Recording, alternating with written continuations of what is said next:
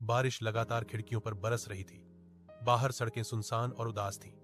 आलिया और नादिया अपनी मां के साथ एक पुराने मकान में पनाह लिए हुए थीं। जंग और भूख ने शहर की रौनकें छीन ली थीं। पिता कहीं दूर फौजी सेवा पर थे और मां अक्सर थकान से चुपचाप बैठी रहती। नादिया ने आह भरते हुए कहा, काश हम किसी और दुनिया में होते जहां न जंग हो, न भूख, न यह खौफ। आलिया ने अपनी बहन को हौसला देने की कोशिश की, मगर दिल ही दिल में वह भी यही चाहती थी। इसी दौरान उनका चचेरा भाई जैन भी आ गया। वह अक्सर उनके साथ रहता ताकि वक्त कट सके। घर के पिछले हिस्से में एक पुरानी लाइब्रेरी थी जिसमें पुरानी किताबें और टूटी हुई चीजें रखी थीं। जैन ने कहा, चलो कुछ नया ढूंढते हैं, शायद खेलने को कुछ मिल जाए। वे सब तहखाने में उतरे। वहां अंधेरा और गर्द थी। अचानक नादिया की नर एक भी पुरानी अलमारी पर पई। अलमारी बंद थी, लेकिन जैसे अंदर से कोई सरगोशी आ रही हो। यह तुमने सुनी? नादिया ने घबराकर कहा। एन ने कुंडी खोली। अलमारी का दरवाजा चरचराकर खुला और अंदर अंधेरा नहीं बल्कि रोशनी की एक लहरें उभरी। आलिया ने बेख्याली में कदम बढ़ाया और अगले ही पल तीनों रोशनी में खो गए। जैसे ही प्रकाश की तीव्र लहर समाप्त हुई, आलिया, नादिया और जैन ने खुद को एक अजनबी दुनिया में पाया। चारों ओर ऊंचे ऊंचे पेड़ थे जिनकी पत्तियां सुनहरी रोशनी में जगमगा रही थीं। हवा खुशबू से भरी थी, शांत और रहस्यमय। नादिया ने होंठ काटते हुए कहा, हम कहां आ गए हैं? यह सपना तो नहीं? आलिया ने जमीन पर झुककर हाथ रखा। मिट्टी में चमकदार नीला रंग झलक रहा था। यह सपना नहीं है, यह कोई और दुनिया है। अचानक झाड़ियों में सरसराहट हुई। तीनों चौंक गए। सामने से एक अजीब सा हिरण नमूदार हुआ, लेकिन यह आम हिरण नहीं था। उसकी आंखें नीली रोशनी से जगमगा रही थीं और उसकी आवाज इंसानों की तरह थी। आपका स्वागत है अजनबियों, हिरण ने गहरी आवाज में कहा। आप वही हैं जिनका उल्लेख हमारे बुजुर्गों की भविष्यवाणियों में है। जैन हैरान रह गया। कौन सी भविष्यवाणी? हिरण धीरे से बोला। सदियों पहले कहा गया था कि एक दिन दूसरी दुनिया से 3 यात्री आएंगे। वे प्रकाश का ताज ढूंढेंगे और एलुरिया को अंधकार से बचाएंगे। नादिया ने घबराकर आलिया का हाथ थाम लिया। यह कैसे संभव है? हम तो आम इंसान हैं, हिरण ने मुस्कुराकर कहा। आम नहीं, तुम्हारे अंदर वह ताकत है जिसका तुम्हें अभी ज्ञान नहीं। दुश्मन जाग चुका है, समय कम है। अगर तुमने ताज न ढूंढा तो एलोरिया हमेशा के लिए तबाह हो जाएगी। आलिया की आंखों में डर के साथ साथ दृढ़ संकल्प भी झलकने लगा। उसने बहन और चचेरे भाई की ओर देखा और धीरे से कहा, शायद हम सामान्य नहीं हैं, शायद यह हमारी किस्मत है। एलोरिया का जंगल जैसे सांस ले रहा था। आलिया, नादिया और जैन हिरण के पीछे चल रहे थे। हिरण ने कहा, जिस दुश्मन से तुम्हें टकराना है वह एक औरत है, उसका नाम सेरीना है। नादिया ने हैरानी से पूछा, वह औरत है? हिरण की आंखों में डर उभर आया। औरत? मगर ऐसी जो अपने दिल से इंसानियत खो चुकी है। कभी वह एलोरिया की रक्षक थी, मगर मोहब्बत में धोखा खाकर उसका दिल पत्थर हो गया। उसने अंधेरे की ताकतों से समझौता किया और अब वह रोशनी के ताज को हासिल करके हमेशा के लिए राज करना चाहती है। यह सुनकर आलिया के कदम रुक गए। और अगर ताज उसके हाथ लग गया तो? हिरण ने सिर झुका दिया। तो एलोरिया के सूरज हमेशा के लिए बुझ जाएंगे। इतने में फिजा में ठंडी हवा का एक झोंका आया। आसमान पर काले बादल छा गए। अचानक एक गहरी हंसी गूंजी, ऐसी हंसी जो रगों में कपकपी दौड़ा दे। तो क्या ये वही बच्चे हैं जिनकी भविष्यवाणी की गई थी? आवाज हवा में गूंजी, पेड़ हिलने लगे और एक लंबा साया प्रकट हुआ। काले वस्त्रों में लिपटी एक औरत जिसकी आंखें लाल अंगारों की तरह जल रही थीं। उसके हाथ में एक छड़ी थी जिसके सिरे पर काला शोला लपक रहा था। मैं सेरेना हूं, उसने घमंड से कहा, और तुम सब मेरे खेल के मोहरे हो। नादिया डर से पीछे हटी, मगर आलिया ने दिल मजबूत करके कहा, हम तुमसे नहीं डरते।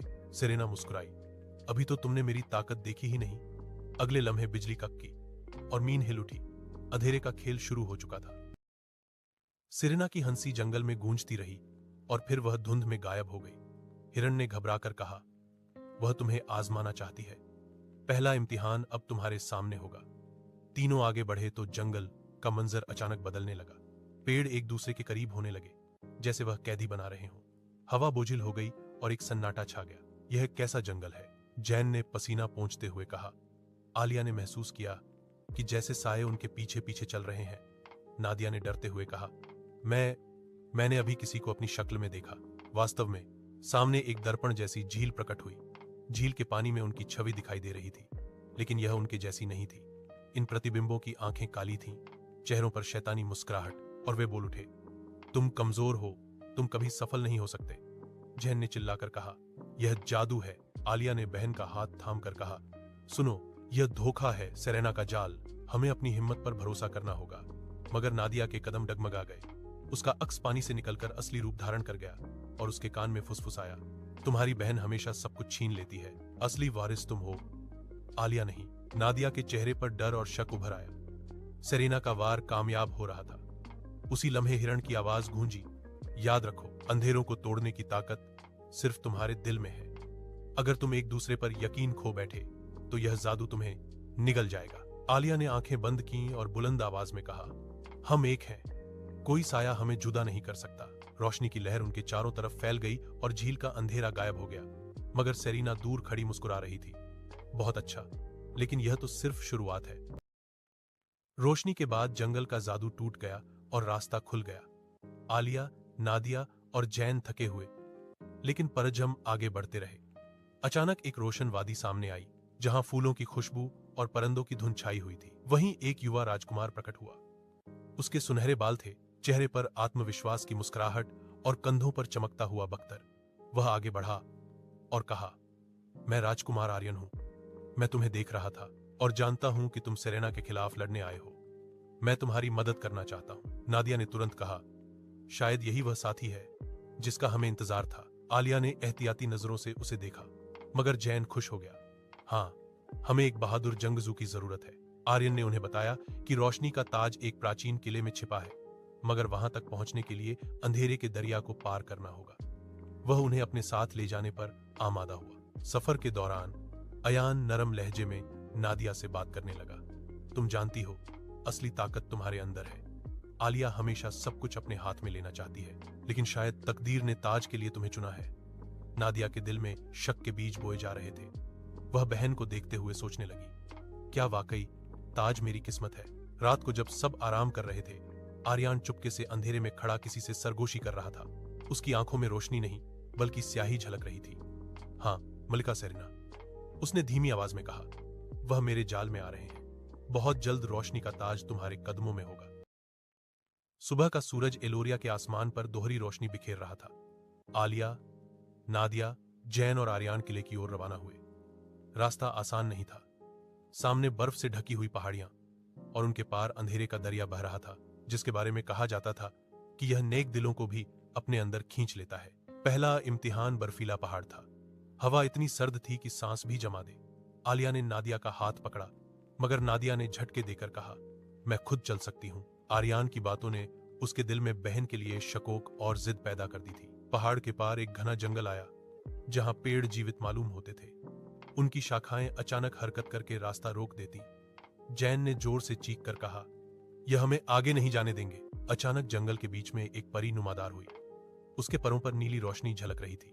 वह मुस्कुराई और बोली, अगर तुम्हारा दिल साफ है तो यह जंगल तुम्हें गुजरने देगा, लेकिन एक भी धोखा और यह तुम्हें कैद कर देगा। आलिया ने फौरन सर झुकाकर दुआ की, मगर नादिया खामोश खड़ी रही। उसके दिल में अब भी एरियन के अल्फाज गूंज रहे थे। आखिरकार वे अंधेरे के दरिया के किनारे पहुंचे। पानी काला और गहरा था, जैसे उसमें हजारों रूहें कैद हों। अचानक एरियन आगे बढ़ा और कहा, मैं तुम्हें पार ले जाऊंगा, मुझ पर भरोसा करो। आलिया के दिल में शक जागा। उसने महसूस किया कि दरिया की लहरें आर्यन को देखते ही परसुकून हो गईं, जैसे वह पहले से उसे जानती हो।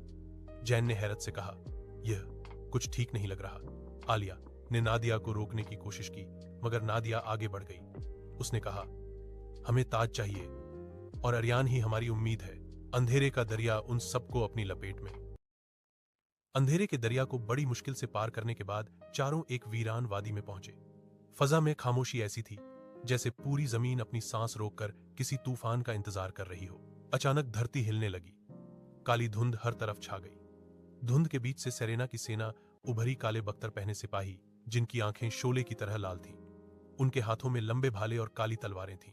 स्वागत है नादान मुसाफिरों, सेरेना की आवाज हवा में गूंजी। वह खुद एक ऊंची चट्टान पर खड़ी थी।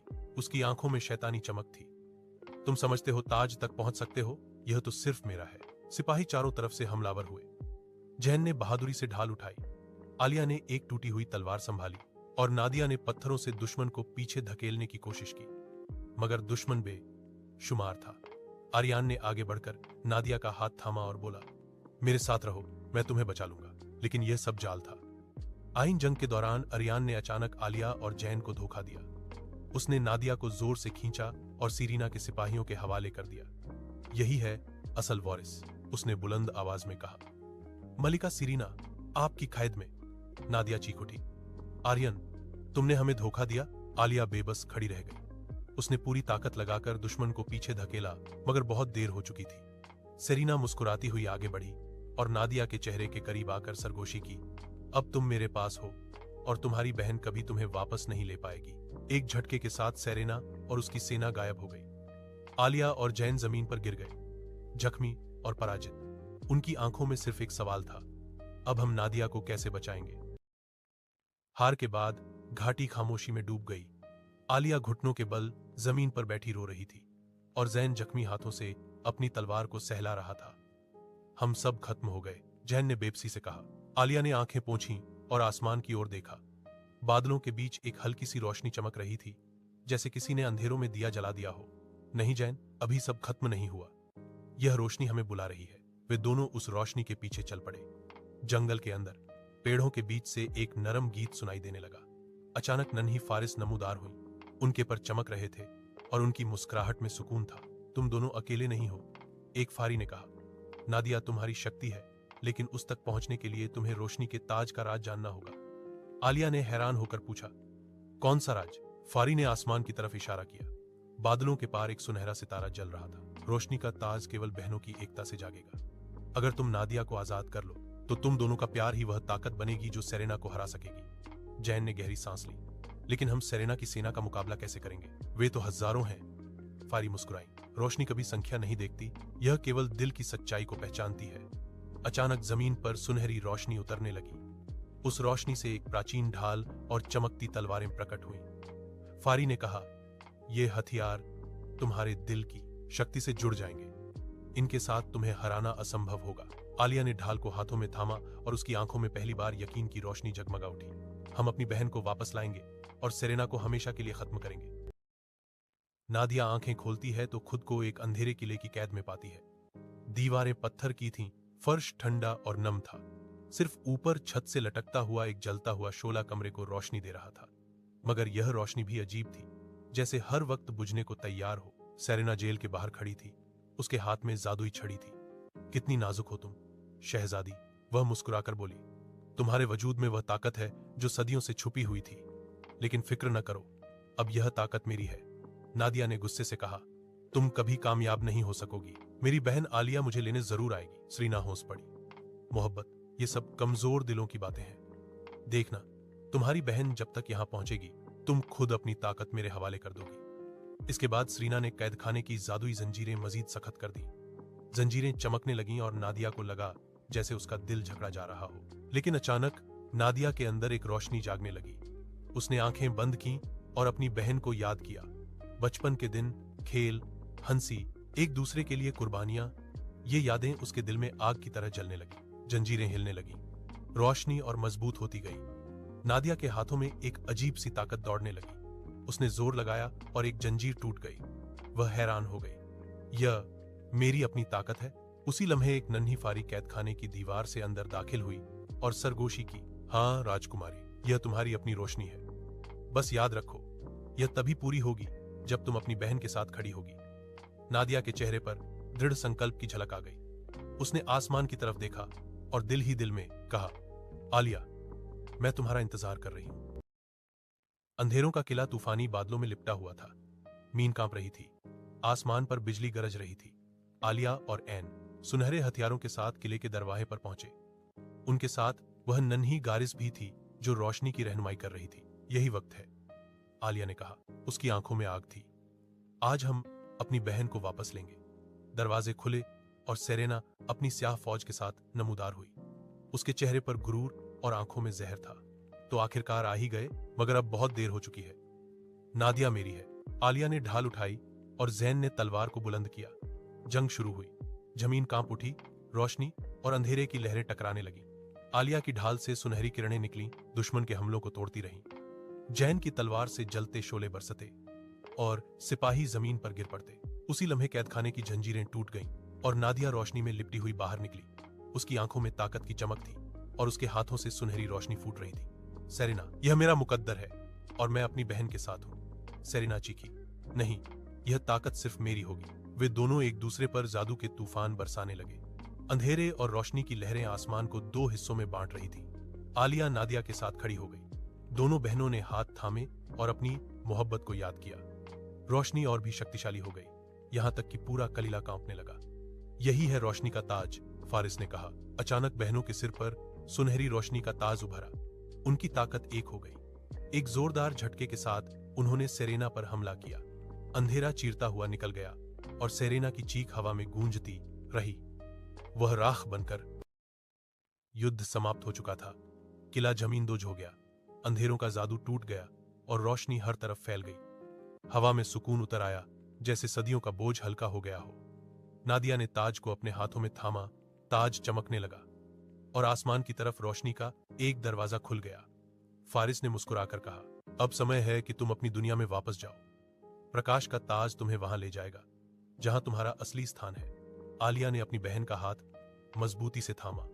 हम वापस जाएंगे, मगर हमेशा याद रखेंगे कि यह दुनिया भी हमारी कहानी का हिस्सा है। तीनों आलिया, नादिया और जैन रोशनी के दरवाजे में दाखिल हुए।